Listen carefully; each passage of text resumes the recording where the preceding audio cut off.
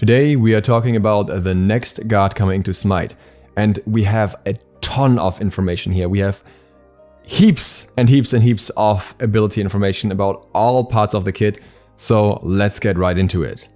The info for this video is from SMITE Data Mining, and Ferreo as well as Snufflebox worked on this post. You can find the link down below, and as such, keep in mind that this is all still data mining, speculation and subject to change. But before you end up like this guy, there is a fair bit more information that points us towards Cthulhu for the next god, if you want to call it a god. I have already discussed various hints at that in the last data mining, so if you want more detail on things that point towards Cthulhu, feel free to check that out, talking about Ajax socks and whatnot. But there is new information once again. For chapter 3 of the current event, we now have a card art that shows us the sunken city that is very likely Relay, and that is where Cthulhu is meant to be sleeping or being imprisoned at the moment. And you can see the statue in front of this very city, and it looks very Lovecraftian and very much like Cthulhu face-wise. And if you want to see it in a closer look version, here is the art by itself. Shoutouts to Daredust for providing me with this one. And yeah, I would say that's very convincing in itself. And then the additional information from the lore for this chapter also mentions that there's a gate that was shut long ago and at last gives way now, which is very likely the prison of Cthulhu.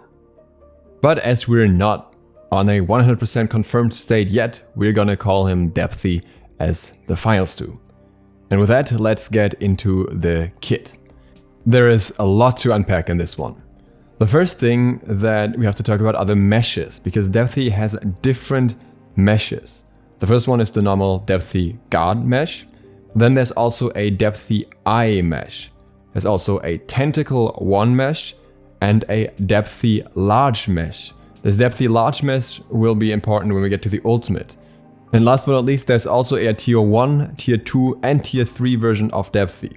Keep in mind that the model used some other characters' models, specifically one of them being the Baron Samedi skin, so it might be that Depthzy basically has evolving stages by default. But on the other hand, there are a lot of things in his kit already, so it would actually surprise me if that was also included. So at this point, it may be worth noting that some things are maybe remnants from older versions of the kit, and others are parts of the newest kit, and not all of these things make it into the final game version together, because it really is a lot. The next thing we have are stances. We have the base stance and the large stance, which matches the large mesh as well.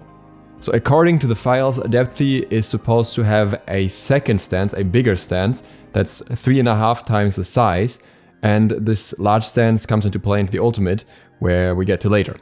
Ferreo and Snufflebox think that this larger version may work similar to Totem Caller Hou-Yi, where he has this secondary large model that shows up in his ultimate, but I'm not entirely sure. I will explain that when we get to the ultimate. It is possible, but there's also another option. Another thing that is not directly linked to any ability is a map tracker. Depthzy has something called a map tracker.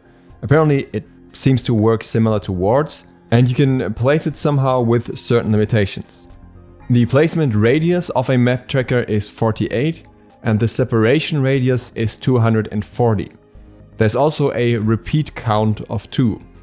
This might mean that you can't place more than 2 in the same 240 units radius. Maybe you can only place 2 in total. There may also be a chance that you only have 3 of them in the beginning and you can place more later or something like that. It's not exactly clear how this will work. And this is further complicated by the fact that it doesn't really get any nod in the rest of the kit. There isn't really any explanation in the other abilities as to what this might be. My obvious immediate thought here was going towards a Musen Cup's Hive, which is also something you can place on the map, and it covers a certain radius, even though there are no restrictions on how to place it.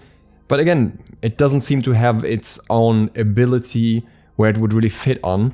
So it could also be something that is dropped when something happens. So for example, something that's dropped when you kill an enemy, or something else. The passive has stacks. Through auto attacks, this either gains stacks or gains some other effects. So I would imagine it's probably by basic attacking you're building stacks.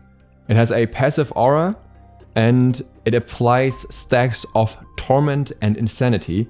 So it might be that this is a stacking debuff that you can apply to enemies. His basic attack is a node for swing audio, which is oddly specific, but I don't know what that is about. And that brings us to the abilities. Now, Depthzy has 2 versions of each ability. We have talked about them in the past, and now we know a lot more about them. It doesn't seem to be stances, but rather seems to be some sort of evolution or some changing state maybe through the ultimate. This is because the secondary versions of the ability, so version B, is usually just an evolved, different or stronger form of version A of the ability. Ability A1 is a projectile that debuffs enemies somehow. It has a targeter with particles and has different effects depending on the stacks from the passive and the state of Depthzy. It is a cone ability now as well, and it has a damage reduction debuff. It says equals 5, not sure what that value stands for. And this cone seems to have a pullback as well. I would be very surprised if all of this goes through together, because it sounds very strong in its base for me already. Have a cone ability that damages enemies, reduces their damage, and also pulls them back. Sounds quite heavy, sounds like an amped up Susanoo 2 basically. The secondary version, so noted as a projectile as well, this is now an upgrade version with a special effect. It seems to spawn claws, or the projectiles are now claws. There's also a targeter pointing in 3 directions, center, left and right. Maybe similar to Kali 2. Unlike, say, Mulan, it does however seem like the projectiles are fired at the same time. The first version, version A, of the second ability is a toggle. So you can activate and deactivate it, but it gets really confusing later, because this ability is also classified as a channeling ability, like Anubis 1, which can be cancelled.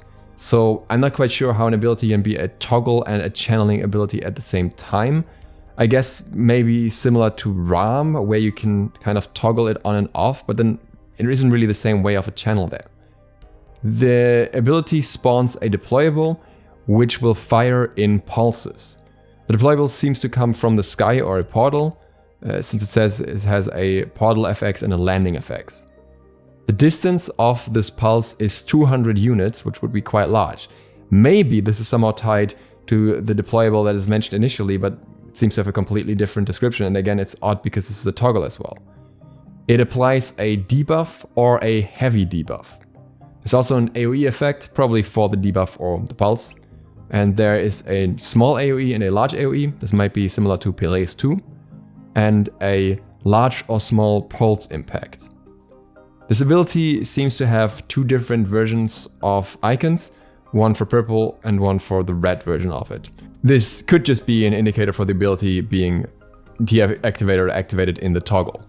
But again, keep in mind this is a toggle, so it doesn't quite match with the map tracking thing from before, because the map tracking thing is supposed to allow you to drop multiple things, but a toggle would deactivate something when you toggle it off again, so I don't see how that would place multiple things. Otherwise, this would be the best match for this map tracker. The version B of that has a deployable mesh, a knockback and a shockwave, so probably a shockwave that knocks back, and a damage fall off of a maximum of 0.6, so maybe something like gap shockwave where the damage falls off towards the edges, or maybe this doesn't even refer to damage necessarily, but maybe it's also something that refers to the strength of a knockback, because keep in mind the ability A already had a small and large AoE, so again, could be like Peleus 2, where different radius effects are different and have a lower or higher impact. The third ability is, in its first version, a charge one. So you may need to build up or charge it before you can fire it. It can also be cancelled with right mouse click, so maybe it's something you can bait the enemy with. Maybe a little bit like All Run 1, only that you don't have to fire it. Whatever it is, it seems to be rolling. The ability used to be a projectile in earlier patches. It said it fired ammunition, so maybe you're just firing out something that rolls. Maybe it's also just a tentacle that creeps across the ground or something. The other option is that you are the one rolling and this is more of an escape, but it's a bit less likely considering it was a projectile before. It has a left and right direction to roll, so it seems you can somewhat control it. There is a knockback and the distance is 10 units and 800 speed. There's also something called wall spread, not really explained and Ferrero doesn't know what it means, but the distance is about 10 units. I imagine it could just be something that happens if this ability collides with a wall that has a specific effect, maybe just a circle AoE on the wall or something. Think for example Persephone Ultimate. The ability version B is an upgrade of the ability that brings something even weirder. It uses something called a greater effect and lesser effect. Wherever you spawn seems to have data about your own max HP. So maybe you create something that has HP based on your own max health. It also seems to consume the health, so maybe the more HP you have, the harder it is to kill, or the longer it lasts as well, maybe it decays over time. It also has something called health sacrifice %, and all in all, Ferrero thinks that this may indicate that Depthzy might be a warrior or a guardian. What I do find interesting is that every ability mentioned so far either had some sort of pullback or knockback mechanic tied to it, and I can hardly imagine a guard with that on every ability. That would be an absolutely insane guard in both solo and support if it's a warrior or guardian or just strong overall. So I imagine that some of this CC may have just been moved around between different abilities and they were trying to figure out where it fits best. Otherwise we're in for some crazy stuff. And speaking of crazy stuff, that brings us to the ultimate. The ultimate has an aura. The note for this is, if touched, applies torment, if untouched, removes torment. It may be up to 3 seconds until the torment is applied. If you're facing Depthzy, you'll have the effect applied ×2. And there's a stim as well, ultimate stim, which allows Depthzy to change stances by applying an ultimate stim. When you're under the stim, your ability icons are switched from version A to version B. So that's why it makes us think that the ultimate is just an enhanced version that changes all of his abilities. There are 3 cases for the stim. At the moment, Ferrero can't see how they work or what that represents. There is a stim intro that lasts 2 seconds.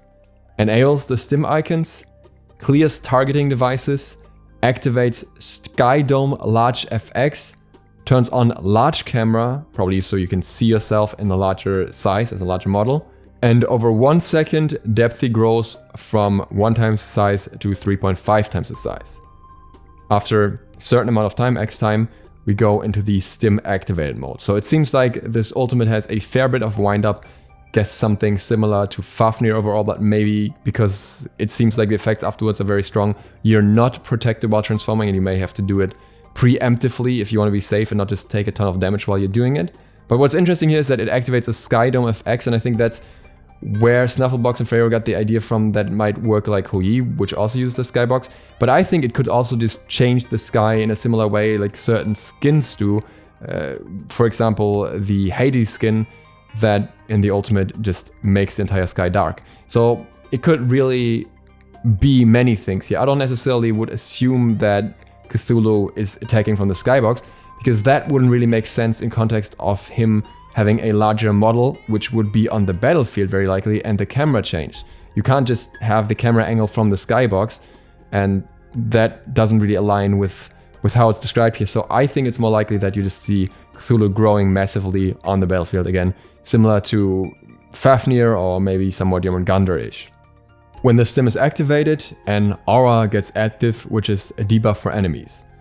Ferrero thinks the aura is for the torment debuff and may take up to 3 seconds until you get the torment. And after a certain time, it goes to the end, which is with an outro, and this is 1.23 seconds. This is where the aura ends. Cthulhu or Depthzy returns to its normal size, the Sky Dome is gone, and the large camera is turned off. So the camera is shown a little bit further. Ferrero has actually made some comparisons here on what it would normally look like and what it would look like if the camera is changed. So first here you see the default camera view of Ymir and Jormungandr, and you see to the right you have the 3.5 times the size model of Ymir, so that's what it would look like if the camera wasn't changed. And then here we have the camera perspective where it's changed to 3.5 times the size. So you can see that you'd have a lot more vision over the battlefield that way as well, which can also be used to your advantage, similar to Jormungandr's ultimate. And yeah, you get a lot of more information that you otherwise wouldn't get, but you can probably also end up covering enemies with your own character model. If you're not careful, you have to angle the camera differently. And the size comparison can be seen here as well, just to see how much this character model will grow.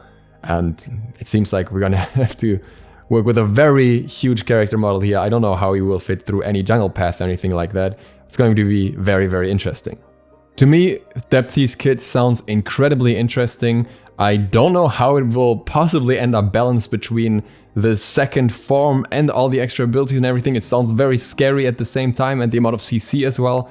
And I'm very curious what direction I'll go in. I suspect the most likely chance for this character right now would be a Guardian, but similar to Jormungandr maybe, just based on the fact that a lot of abilities are somewhat magical-ish. We also somewhat recently had a Warrior, but then again, I'm not 100% sure, but I would think it's going in that direction. I can't see an Assassin or a Mage or a Hunter just having a massive size on the map. That would hardly work with them. It's already rough enough with a smaller model like Baba Yaga. I didn't want to make this video too long, so tomorrow we'll be talking about the next guard as well as some other data mining. So if you want to see that and you're not subscribed yet, feel free to click the sub button and maybe the bell so you'll be notified when that comes out too. And other than that, I thank you very much for watching and I hope to see you for the next one tomorrow. SLOTH out.